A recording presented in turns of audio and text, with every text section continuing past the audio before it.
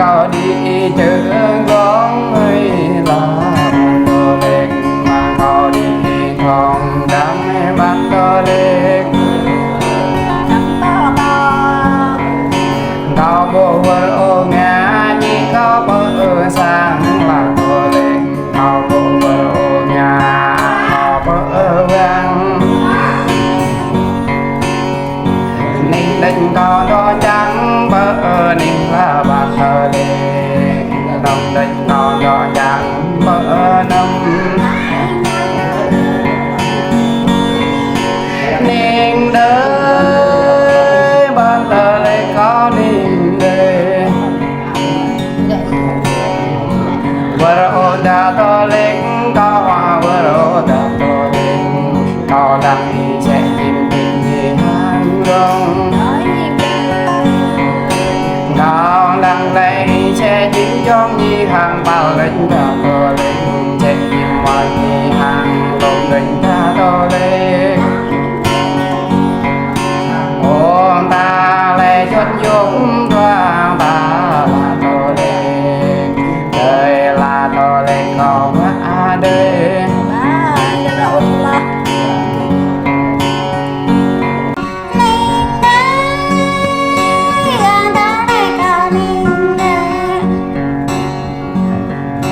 That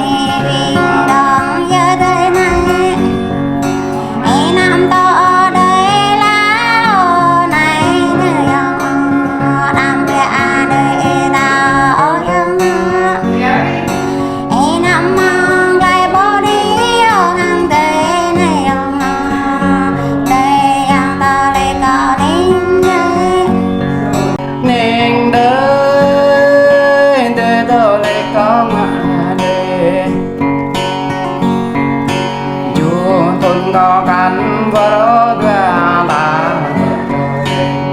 cho mơ nhà đường tình đã cho đi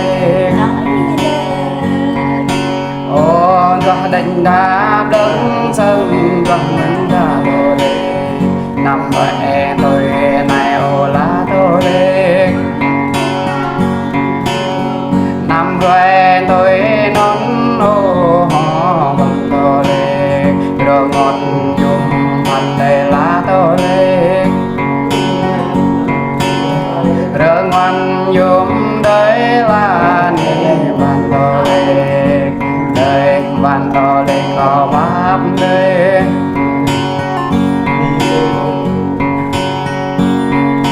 nên đấy bàn tô lê có mà đây đoàn ta rạch nhô màu lau đã tô lịch gặp mà gặp nhịp ra màu lịch ô đã tô lịch đoàn ta dỡ nở hoa lưới ô đoàn ta là bằng tô lịch ta lại hoạn ta hoạn ô đã tô lịch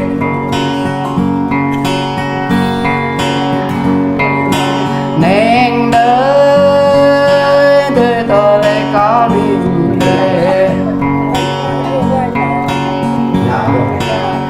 đoàn ta lên đánh đắc lâm tay lên tôi lên để đắc đông pran lên đã tôi lên pran doa đắc bởi đánh đã bằng tôi lên nào đó giờ là ở tôi lên nên đời ban tôi lên có đi yên tao lên con gặp ý mừng ngoài bằng tao lên yên tao lên tao về mừng nét yên nét lên có lắng có quay là tao lên chờ đây tao đang đi đó rong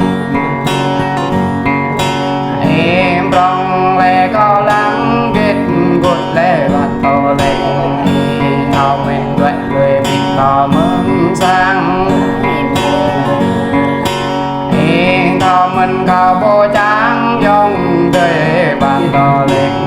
tao khắp đi bơi quay bàn tao lên cao quay bơi tơ ngắn là đi bàn tao lên pran doa xa là tao lên nên đời ban tao lê có đình đời đoại lưới bố về đó ta tao lê về lưới bố về ô tao lê nên dùng bánh đây là ban tao lê mặt nhà nhị bố quang ngày là tao lê mà ngang vô nhân hay to mình là đồ lệ ta bước thao lao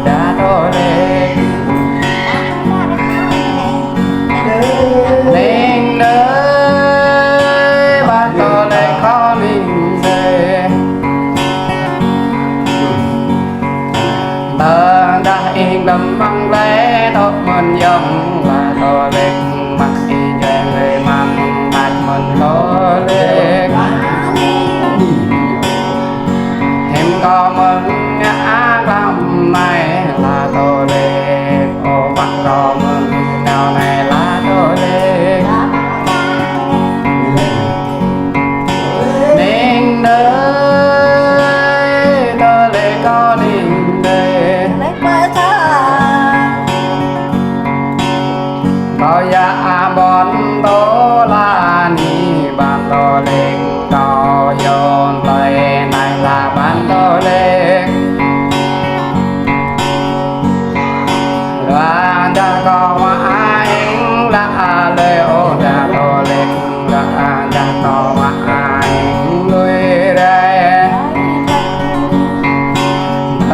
đã có một rắc tối rắc dùng ông mình đã tố lên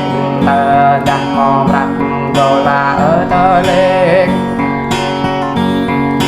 ô xôm mình có ai rắc dung xôm là ở tơ lên in mình có ai mòm cho Cái này, ta từng đặt bài giờ bây giờ tập y tế này.